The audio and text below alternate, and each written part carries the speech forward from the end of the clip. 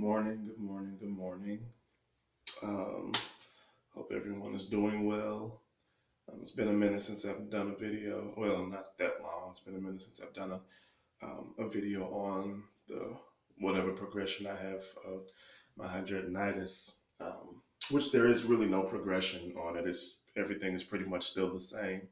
It still looks the same. It still feels the same. It still does the same thing. So, um, yeah. So I'm doing this video again to continue, my little journey of, what's going on and all of that with me and how I am treating it on a daily basis. So, just to show you a little bit of what's going on here, this is what I have going on. This side, and I said it in my previous videos, that this side here is not always that bad. This one sometimes opens itself and then closes. Like it's okay now, it's closed now. So, and it's never really in any kind of pain. But as you can see, the scars, from previous lumps up here and then here where my skin is kind of folded up and all of that. And then this is the worst side here. And this is actually what it looks like. Oh, there's a band-aid on that one. But there is this side is like my worst side, the side that leaks constantly, and then the other area which I keep private because it's around my private area, so I'm not going to show that side. But these, I'm going to pull these off so you can see what it looks like every morning. These are little band-aids that I use, and I'll show you the band-aids that I use also. So this is the result of my hidradenitis. These are what my band-aids look like once I pull them off. Um, and these are the band-aids that I find that actually stay on even in the shower until I get ready to pull them off. They're actually good. But see, with these, sometimes like that one, the hole is kind of big, so I have to keep a bigger band-aid on it for it to actually stay. So when it does leak, it won't coat the band-aid so bad and the band-aid will start to fall off or peel itself off. And then that one there, that hole back there, still the same, no progress.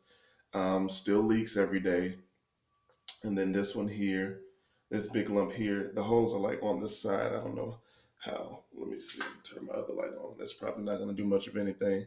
Yeah, that light is not going to do much of anything. But anyway, yeah, that if you can, I don't know if you can really see it. It's probably a little dark, but eventually I'll be better at doing these videos and all of that and be able to do the extra stuff. But yeah, all of that there is leakage, and then this one here leaks as well. That's where I pulled the small band-aid off, and then this one here, it just sits there, doesn't really do anything. And then this is another result of this whole hidradenitis situation. My shirts. Let me show you another shirt that I have. I try not to wear white, like pure white. If I do wear white, I wear like a dark color under it so that my arm won't leak because this is a result of it. And I'm sure other people who have it under their arms feel the same way. This is a result from the leakage and if it's bleeding, all of that kind of stuff. And so I've got to the point to where I sleep with a shirt under me or something under me so that I won't ruin my sheets and my pillowcases and all of that stuff and my comforter. It gets hard sometimes because sometimes I get hot and I don't want the cover all the way on me. I just want it to a certain level, and then I have to remember that my arm is leaking. So then I damage my sheets, I damage my pillowcases, and all of that stuff. So I have to sleep with something under me, and then that doesn't even work sometimes because when I move, it moves. So, but anyway, these are the band-aids. Next Care Clear Waterproof. These actually work. So for those of you who suffer with this hidradenitis situation, these are a gem. These work, and I get a couple of boxes because they come 20 in a box, and they stay on, seals out water, dirt, and germs. And they actually work.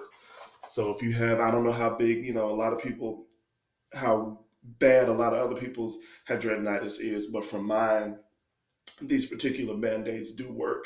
And I'm not in any pain at all.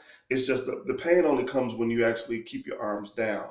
So if you can see the difference of the space between this arm I can actually relax all the way. This arm I can't because of the ache and the pain that I feel when I put my arm all the way down. So sometimes I have to walk like this, or Probably look retarded or something. But anyway, yeah. So still there, still here dealing with it. And then once I shower, I'll do another short video on how it looks when it's actually clean. When I've washed it. Oh yes, and for those of you who don't know, um, who have not seen my videos yet, this is what I use: benzoyl peroxide wash. This is what I use for my arms and those areas that are affected. Does not work. I mean, it cleans them off, but it doesn't clear them up.